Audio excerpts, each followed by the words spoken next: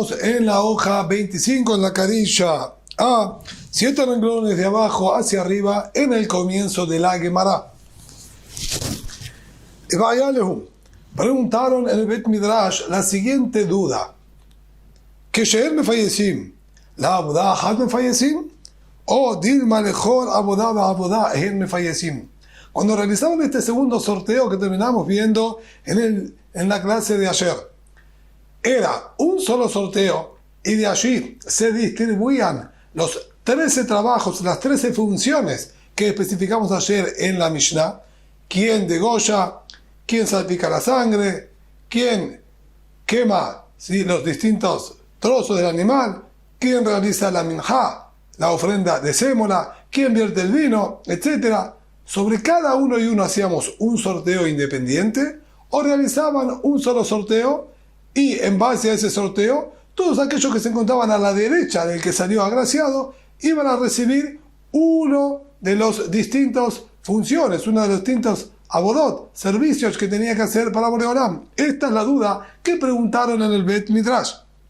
Que She'er Mefayezim, cuando hacían el sorteo, la abodá Had Mefayezim, hacían sorteo para una sola abodá, para una sola función, y de allí repartíamos a todos los que estaban al lado, o Dilma Lejor Abodá o Abodá Eher Mefayezim, o realizaban 13 sorteos. Primer sorteo, ¿quién hace shahitá? Segundo sorteo, ¿quién salpica la sangre? Tercer sorteo, ¿quién limpia el Mizbah Ketoret? Cuarto sorteo, ¿quién limpia la menorá? Etcétera, etcétera. Tashema, dice la Gemara, podemos aprender de la siguiente Mishnah que estudiamos anteriormente. Ahora Payasot Ayusham. Estudiamos anteriormente. La Mishnah determinó, había 4 sorteos. Y este es el primero. Así dijo la Mishnah anteriormente cuando habló con respecto al Terumat Adeshen, a separar la ceniza. Hay 4 sorteos. Entonces, Isaac Adatach, Lejol Abodá Eher Mefayezim, tú Baebu. Si vamos a decir que para cada uno de estos 13 pasos que nombramos aquí se realizaba un sorteo distinto, entonces son muchísimo más que 4 sorteos. Queda claro entonces que era un único sorteo y se repartía entre 13. Amar Rabbi Nachman bar Yitzhak, Aji Kamar. Dijo Rabbi Nachman bar Yitzhak, no señor. De ahí yo no veo ninguna prueba. ¿Por qué no? Yo puedo interpretar que lo que está escrito allí es lo siguiente: Aji Kamar, Arba Peamim Nichnasim Lehafiz, Ulchol Hadad Hada Hayu Ba Tuba Fayasot. Nosotros podemos interpretar de la siguiente manera: lo que dijo la Mishnah anteriormente eran 4 sorteos, no quiere decir 4 sorteos y no se realizaba ninguno más, sino, de acuerdo a lo que estuvimos viendo en la clase anterior, los sorteos se realizaban en el Lishkat HaGazit. Tenían que reunirse en ese gran salón que dijimos, mitad de él tenía que duchar de la Azará, mitad no, el lado este tenía que duchar, allí se reunían. Entonces lo que estaba diciendo aquí es lo siguiente: en 4 momentos se reunían para realizar los sorteos. Primer momento, se reunían, hacían el sorteo para Terumat Adeshen. Segundo momento, se reunían, que estaríamos estudiando aquí, para el segundo sorteo, y allí, cuando se reunían en el Lishkat HaGazit, todos los Kohanim, se realizaban varios sorteos. ¿Quién hace shejitá? ¿Quién salpica la sangre? Etcétera, etcétera. Luego que se sortearon todos esos, se retiraban, iban a hacer las abodot que tenían que hacer. Se volvían a congregar para un tercer sorteo. Es decir, que lo que dice Arba Payasot quiere decir que en 4 momentos se reunían para hacer sorteos, pero en ese momento que se reunían es posible que hacían muchos sorteos. Entonces, no tenemos todavía ninguna demostración cómo era el funcionamiento. Si aquí había un solo sorteo y distribuimos, o eran varios sorteos. Tashema, dice la Gemara, aprendamos quizás de otra Mishnah, que dice más adelante, Rabbi Yehuda Omer lo aba pais la mahta. Ela kohen se zahaba ketoret, Omer la ze sheimo zahe imi ba mahta. Más adelante, está escrito que uno de los sorteos que realizaban era quien realiza el ketoret, el incienso diario de la mañana y de la tarde, había que sortearlo. Y allí figura que el Viuda aclaró y dijo específicamente, lo haya país la masta. Para entender esto, vamos a tener que dar una mínima explicación de cómo se hacía el Ketoret diariamente. A diferencia de Yom Kippur, en el Ketoret de todos los días participaban 2 Kohanim. En Yom Kippur hacía todo el Kohen Gadol, pero durante los días del año eran 2 Kohanim que participaban. Un Kohen tenía que subir arriba del Mizbeach. Allí se iba a encontrar con 3 fogatas, una muy grande hacia la derecha de la rampa, en lo que sería la esquina Mizrahit Deromit, sudeste, la Maharajá Gedolá, la gran fogata. Allí se lanzaban todos los trozos de los corbanos para que se quemen. Más atrás y hacia la izquierda, es decir, sería ubicado casi en la esquina Ma'arabit Sefonit, en la esquina noroeste, había una pequeña que se llamaba Ma'arajat Eshtamid, una fogata que siempre estaba encendida. Esa era para perpetuar el fuego en el Mizbeach durante todo el año, cumpliendo con lo que dice la Torá, Eshtamid tukad al Mizbeach lo tichve, como vamos a ir estudiándolo más adelante aquí mismo en el Tratado de Yomá. Y apenas subiendo de la rampa hacia la izquierda, en lo que sería la esquina Ma'arabit Deromit, sudoeste, había otra pequeña fogata. Esa pequeña fogata es la Marajat Aketoret. Era una fogata especialmente preparada para tomar de allí las brasas para el Ketoret. La Gemara más adelante nos va a enseñar que eso se aprende en los Pesukim.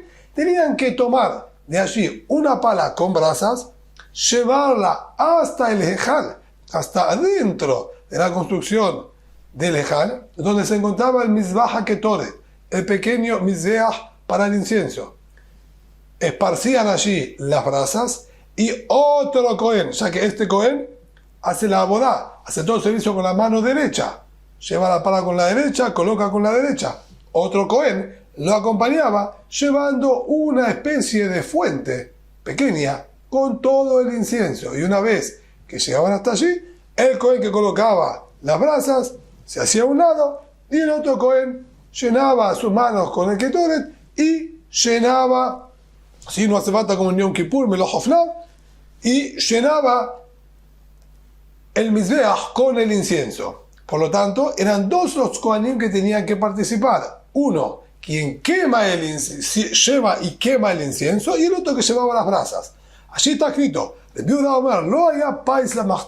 no había un sorteo específico para determinar quién lleva la pala con los carbones para el Ketoret. Cohen se sacaba Ketoret, aquel Cohen que salió agraciado con la quema del Ketoret, Omer Lazer Sherimó, le dice a este otro Cohen que se encontraba al lado de él, a su derecha, Zahé Miva Machtá, lleva tú, ameritada, la Machtá, la pala con los carbones.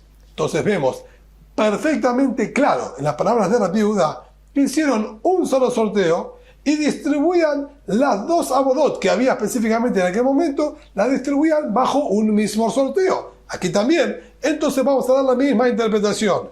Un solo sorteo y distribuimos a los Kohanim que se encontraban al lado de quien salió sorteado. Dice la Gemara, no creo que sea suficiente prueba. Shane Mahta Uktoret de Hada Abodahi. Ahí es posible que hacían un solo sorteo, ya que el traslado de las brasas y la quema del incienso son todos parte de una misma mitzvah. Es parte del mismo servicio. Estamos ocupándonos solamente de hacer el Ketoret. Necesitamos las brasas y el incienso. Al ser que es una sola mitzvah, por eso ahí iba comprendido en un solo sorteo.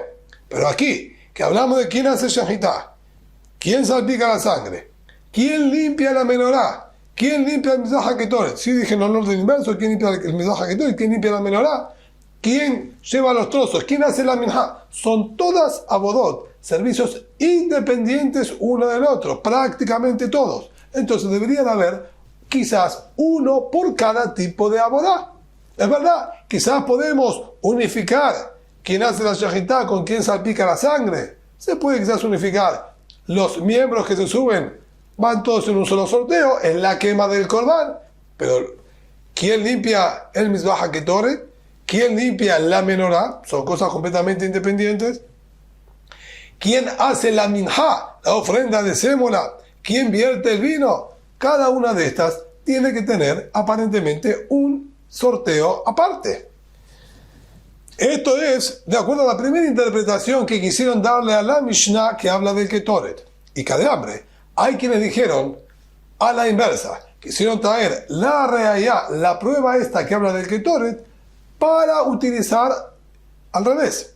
Y dijeron así, Davka Machtau Ktoret Hadabodai, Abodot, Bae Pais. Dijeron, mira, de allí tenemos una prueba. Está escrito, quien salía agraciado con el Ketoret, le decía al muchacho, al Cohen que estaba al lado de él, que venga a ayudarlo con la pala. Allí solamente era distribuida la boda, porque es una sola boda. En cambio aquí, en nuestra situación, tienen que ser uno para cada uno. Es decir, de allí que se hacía un solo sorteo, quiere aprender para nuestra situación que hay que hacer varios. Porque allí hacían uno solo, porque es la misma boda. Aquí que son distintas abodot, entonces tienen que participar varios sorteos.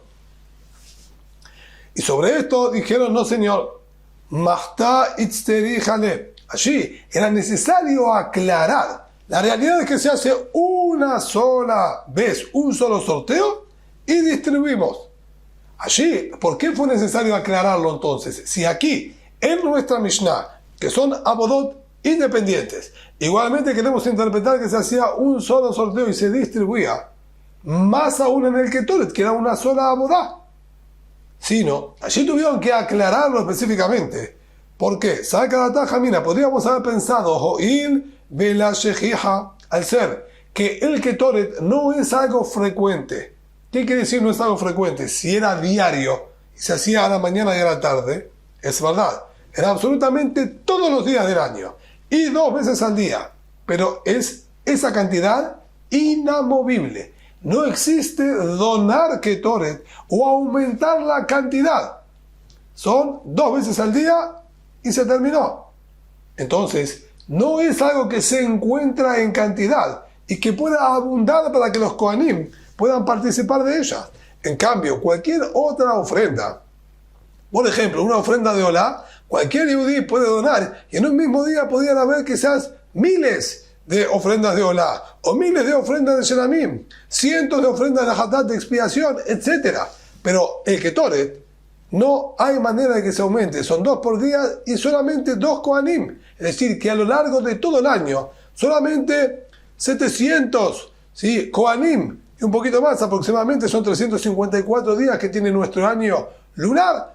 Prácticamente 700 Kohanim en todo el año podían realizar el Ketoret. No más que esto. Y había cientos de miles de Kohanim. Entonces, es posible que, como no es común, Umeatera, y además, como vamos a estudiar en la próxima clase, el Ketoret enriquecía a quien cumplía con esa mitzvah.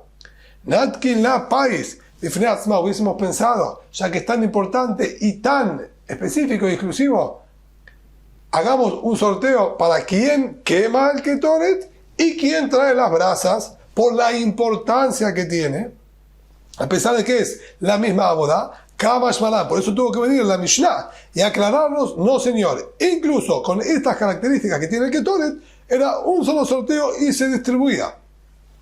Pero esto era aplicado en todas las abodot también, así podemos interpretar. Entonces nuevamente nos quedamos sin una prueba clara, si era un solo sorteo y se distribuía o no. Y la Gemara ahora sí finaliza este análisis con una prueba clara. Tashema, de Tano Rabbi Yahya, encontramos una baraita en la que enseñó Rabbi Yahya lo siguiente: Lo lejol abodá me fallecim. No se hacía un sorteo para cada servicio y servicio. Ela, Cohen Yezahaba Tamid, aquel Cohen que salió sorteado de que él va a hacer la Shechitá del Korban Tamid, Shenemasar Ahaba Kohanim, Nim Shachim Immo. Los 12 hermanos Kohanim de él, ¿sí? Hermanos se refiere que son del mismo Shevet, de la misma tribu, los 12 Kohanim que se encuentran con él, los más próximos a él, Nim Shahim Imo, van arrastrados por él y participan en el resto de las abodot. Shemaminá, y ahí está así. Podemos aprender entonces que era un único sorteo, como explicamos en la clase anterior, un único sorteo, y aquellos que se encontraban a la derecha, los otros 12 que se encontraban a la derecha, llevaban los distintos servicios que corresponde hacer, como fue detallado en la Mishnah. Y dijo la Mishnah, Paisa Sheni Bejule. Ahora, dijo la Mishnah que en este segundo sorteo era quién hace shejitá y quién salpica la sangre. En el interín está la recepción de la sangre y el traslado. Recepción y traslado podemos considerarlo uno solo, de la misma manera que el pasuk lo llama uno solo. Pero no está detallado en la Mishnah quién es el que lleva este mérito. Entonces pregunta la Gemara. Y vaya Leo, preguntaba el Bet Midrash. Mi Mekabel, ¿quién es el que recepciona la sangre?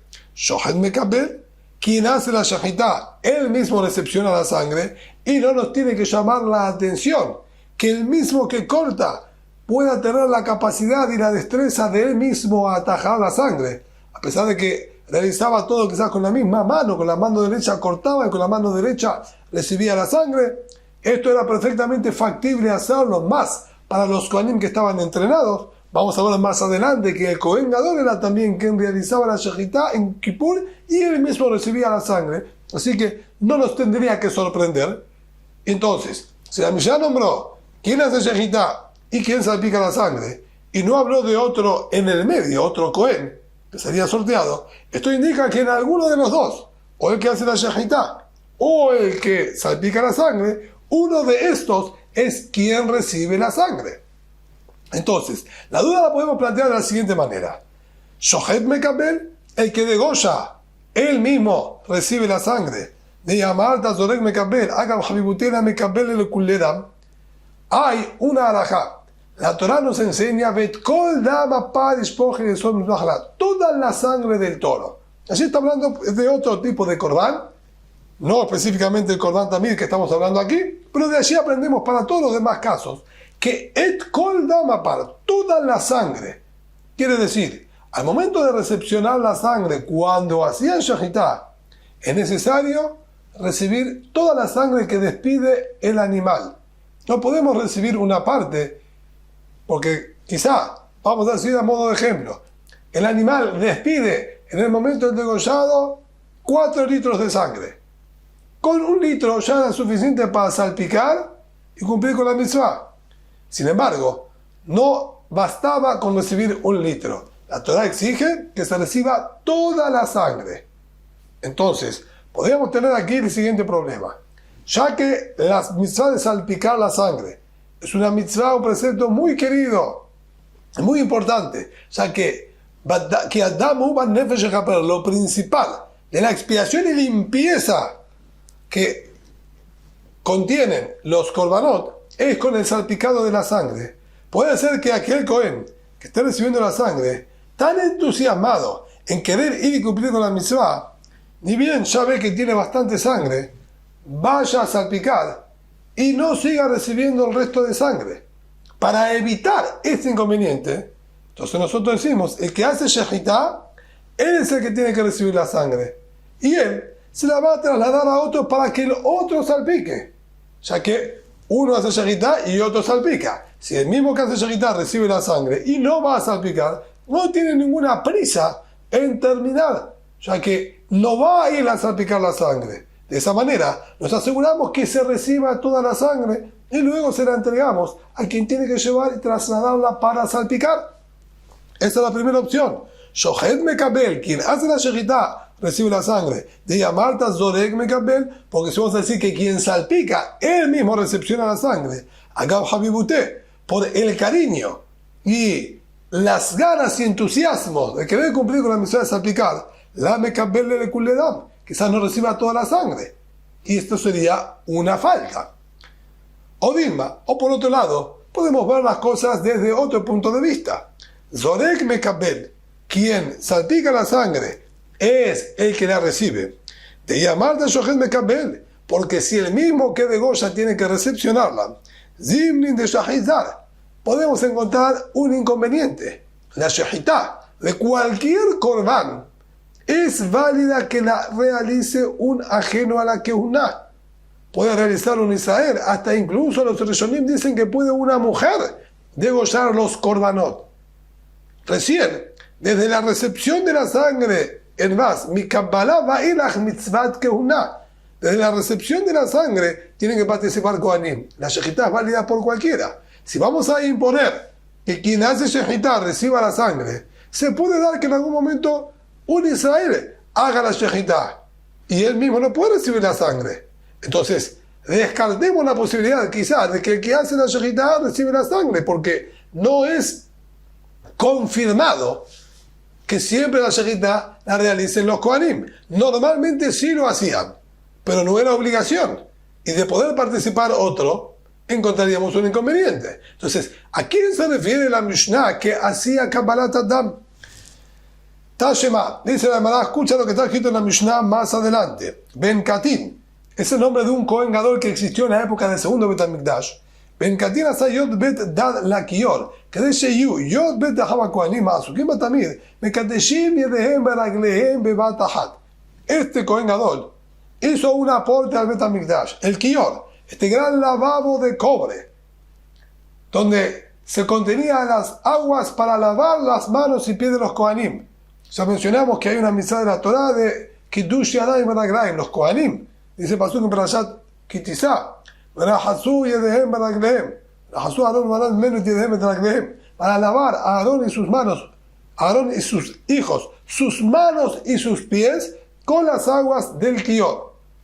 Este Ben Katin hizo un aporte al Kior, le colocó, si se podría decir, 12 canillas distintas en todo su perímetro, en toda su circunferencia del lado exterior, para que en el mismo momento pueda haber 12 Kohanim que estén santificando sus manos y sus pies, ya que 12 Kohanim son los que participaban, como acabamos de nombrar en el sorteo, para el Korban Tamid. Todos estos que hagan Kiddush Yadayim Beraglaim conjuntamente. Esto es lo que dice ahí, que Ben Katin, Asayot Bet Lakior, fabricó o donó 12 como canillas para este lavabo, que de Sheyu Yod Bet Ahava Kohanim, para que los 12 Kohanim que participan en el Korban Tamid, Nasukim Betamid, Mekadeshim Yadayim Beraglaim Bebat Ahat, puedan consagrar sus manos y pies conjuntamente. Ahora bien, si nosotros seguimos el listado de nuestra Mishnah, en el sorteo aparecen 13 funciones distintas, no 12. Y si el mismo que hace la shehitá, que shehitá no es una aborá, no es un servicio. Acabamos de mencionar que incluso un Israel puede realizarla. Si la puede realizar un Israel, quiere decir que no es considerado una aborá, un servicio. Si no es un servicio, no es necesario hacer Kiddush Yadayim Beraglaim previo a la shehitá. Pero si nosotros decimos que quien hace la shehitá, él mismo recepciona la sangre, la recepción de la sangre sí corresponde a los Kohanim y es una aborá. Entonces, ese que hace shehitá también tiene que hacer Kiddush Yadayim Beraglaim para recepcionar la sangre. Entonces necesitamos 13 canillas, no 12. Esto es lo que dice, que le salve, son 13. El Arab, sino a la fuerza. Quien salpica la sangre es quien la recepciona. Por lo tanto, el shohet solamente hace shehitá, y para shehitá no se necesita lavar manos y pies. Quedan entonces 12 Kohanim. Esos 12 hacen Kiddush Yadayim Beraglaim. El shohet no. Por eso Ben Katin mandó a colocar solamente 12 canillas. De esa manera, todos los Kohanim que tienen que participar y hacer abodot podían lavar sus manos y sus pies conjuntamente. El shohet no. A la fuerza, entonces, que el que hace la shehitá no recibía la sangre, sino quien la salpicaba. Amale Rabajá, Bere Rabá, Rabashé, Afana la metanena, le dijo ahora a Rabajá, sí, Bere Rabá, a Rabashé. Nosotros también estudiamos esta misma conclusión a la que ustedes están llegando. La Mishnah, en el Tratado de Tamid, detalla cómo se hacía diariamente y dice, Shahata Shohet Bekibela Mekabel, Ubalo Lizrok. Hacía Shahitá quien degollaba, recibía el receptor y salpicaba. E iba para salpicar. Claramente está diciendo, hacía Shahitá el Shohet, y recibía el que tiene que recibir, iba y salpicaba. Quiere decir que el que recibía era el mismo que salpicaba.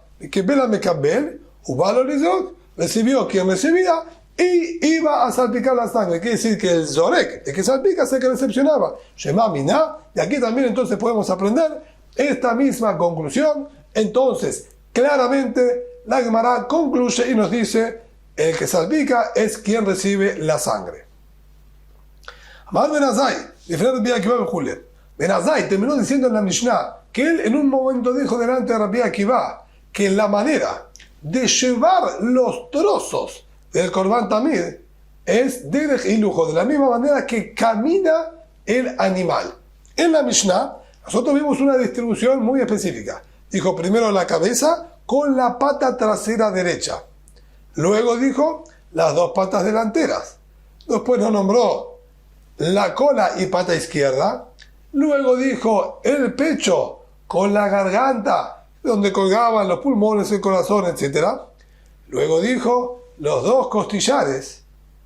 Y por último, todas las vísceras, estómagos e intestinos. Vino Ben Azai y dijo, no era esa la manera, sino de la manera que camina el animal. Tanu Rabbanan. ¿Cómo es de la manera que camina el animal? ¿Cómo sería la distribución? Harosh Be'arregel. Primero la cabeza y la pata trasera derecha. Si bien entendemos que la cabeza va adelante, evidentemente la pata trasera derecha no es lo primero que camina.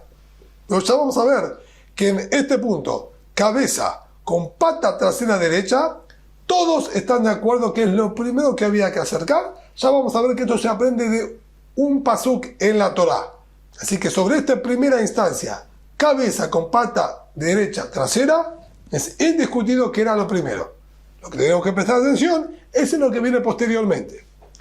Ahazé Be'akera, luego iba la garganta y el pecho. Ya dijimos que el pecho se refiere a la parte que está antes de llegar a todo el costillar y caja torácica del animal. Entonces la cabeza va adelante, luego sigue el cuello y el pecho.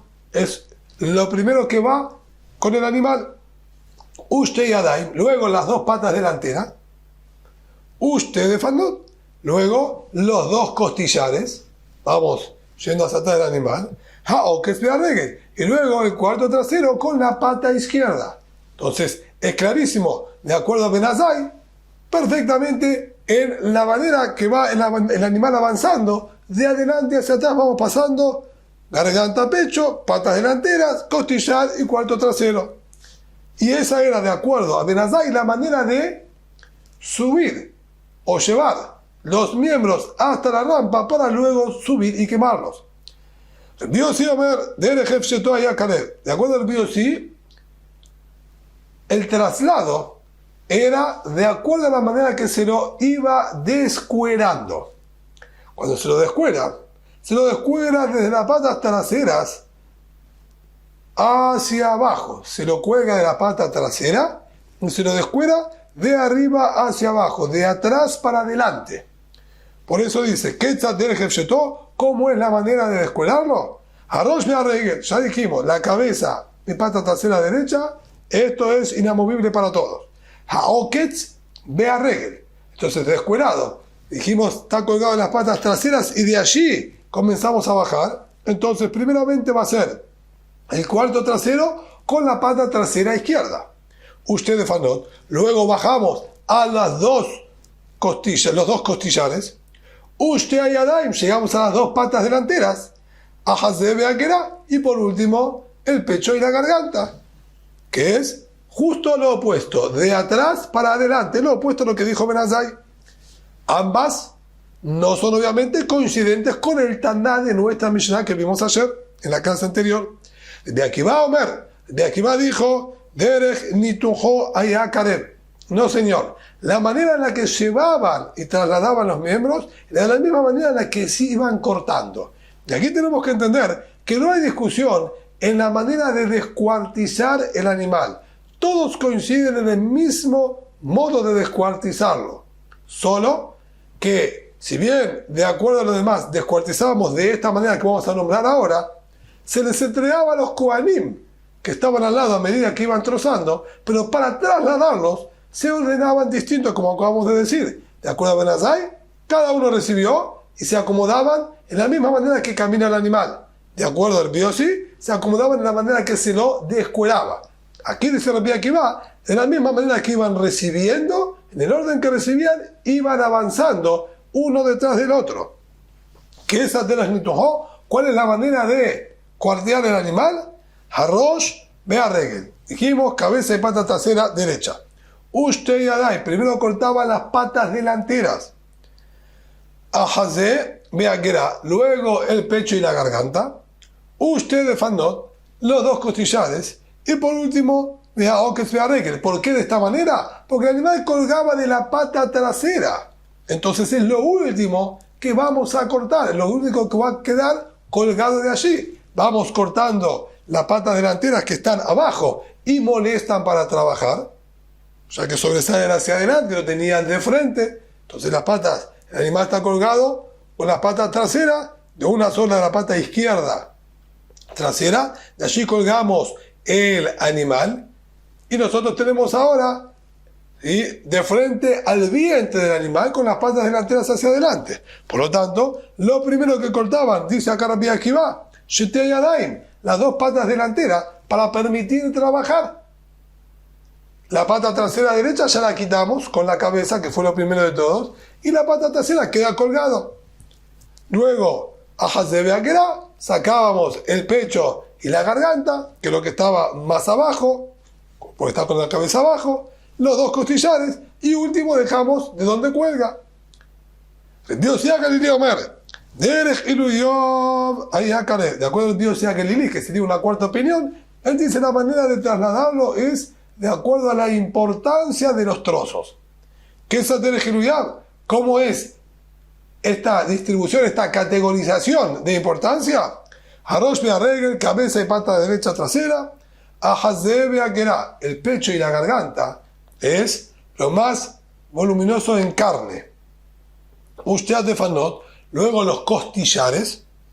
De Aokes Bea Regel, la cola y la pata trasera izquierda. Ushtea Yadayim, y por último las dos patas delanteras, que son más finitas y tienen menos cantidad de carne. Y aquí vamos a bajar un renglón que lo vamos a agregar al final como corrige el Baj. Bajamos un renglón abajo a las palabras Amar Rabá. Amar Rabá. Dice ahora Rabá. Bentan Nadidan. O el Biosi. Batar Iluyad de Bisrazlenan. Tanto de acuerdo al Taná, nuestra Mishnah, que no es compatible con ninguna de las cuatro opiniones que acabamos de leer. Otra distribución distinta. Sin embargo, dice Rabá, el Taná de nuestra Mishnah. Y este Biosi, el último que leímos, van ambos por el mismo principio. La importancia de los trozos, no por la manera de caminar, no por la manera de trozar, no por la manera de escuerar, va, como dijo el Biosi, por la importancia de los trozos. Pero la diferencia se centra en lo siguiente: Morazil Batar Ibarat de Bisra, el Taná de nuestra Mishnah va de acuerdo al tamaño del trozo de carne. Morazil Batar Shemana de Bisra, cambio el Biosi va por la carne más grasosa. Entonces, el Taná de nuestra Mishnah nos dijo cabeza y pata derecha, trasera, que eso dijimos indiscutido. Luego él dijo, vamos por las dos patas delanteras. Las dos patas delanteras tienen prácticamente solo carne. Está el hueso de las patas delanteras, que es finito, y todo el resto es pura carne. Luego pasamos a el cuarto trasero con la pata izquierda, que tienen huesos más grandes y menos cantidad de carne. Luego vamos al pecho y la garganta. Y por último, sí que es una cantidad pequeña, no es mucho la cantidad en un corderito que hay. Y por último íbamos a las dos costillares, que es muy poca carne, que se encuentra entre vértebra y vértebra. En cambio, el Biosi él toma el parámetro, las carnes más grasosas, la que tenga mayor cantidad de grasa, que es más gustoso. Por eso dijo otra distribución. Y ahora sí, vamos a la pregunta, ¿sí?, inicial. Volvemos a la Aleph pequeña, el renglón que salteamos. Si de acuerdo al Taná de nuestra Mishnah, entonces nosotros traemos por la importancia de la carne. Y dijimos, si es por la importancia de la carne, dijo él, primero las patas delanteras y luego la pata trasera. Si es así, vea que tip, ¿cómo es posible? Si el pasuk dice, Kol netachtov yarej bekatef. El pasuk dice, toda porción buena del animal, yarej, que serían las patas traseras, bekatef, y los hombros, que serían las patas delanteras. Y allí, claramente el pasuk entonces está anticipando las patas traseras a las patas delanteras como más importante. Y de acuerdo al Taná de nuestra Mishnah, iban primero las patas delanteras y luego la pata trasera izquierda. ¿Y cómo es posible? Si es por importancia, el pasuk destaca que es más importante la trasera que la delantera. Y a eso contesta la Gemara, ahí ve que ajusha. Eso que estaba hablando el pasuk. Está hablando de un animal flaco, un animal que no tiene grasitud. Ese animal que no tiene grasitud y es flaco y no tiene volumen, sí, allí realmente la pata trasera es más suntuosa que la pata delantera. Por eso, en ese caso, van a llevar la pata trasera, ya que la pata delantera ahí no tendría tanta carne por ser un animal débil. Y la pata trasera tiene más fuerza y va a tener allí más carne. Volvemos nuevamente a retomar. Serían 5 renglones, 6 renglones de abajo hacia arriba. Maita amá. Y el rayete vos, la tercera palabra. Maita amá. Salca regel va de reya. Ahora pregunta, ¿por qué la cabeza iba con la pata trasera derecha? ¿Cuál es la relación? Se llamará Shum de reya nefish be'azamot. Karba regel va de. Ya que la cabeza está llena de huesos. Todo el cráneo, la mandíbula, hay muy poca carne en la cabeza del animal. Entonces, lo acompañaban con la pata trasera derecha, que tiene mucha cantidad de carne, para de alguna manera compensar la falta de carne que había en la cabeza con gran cantidad de carne que había en la pata trasera derecha. De esa manera, equilibraba un poco esa, vamos a decir, imperfección, para decir de alguna manera. Por eso es que acompañaba específicamente a la cabeza la pata derecha.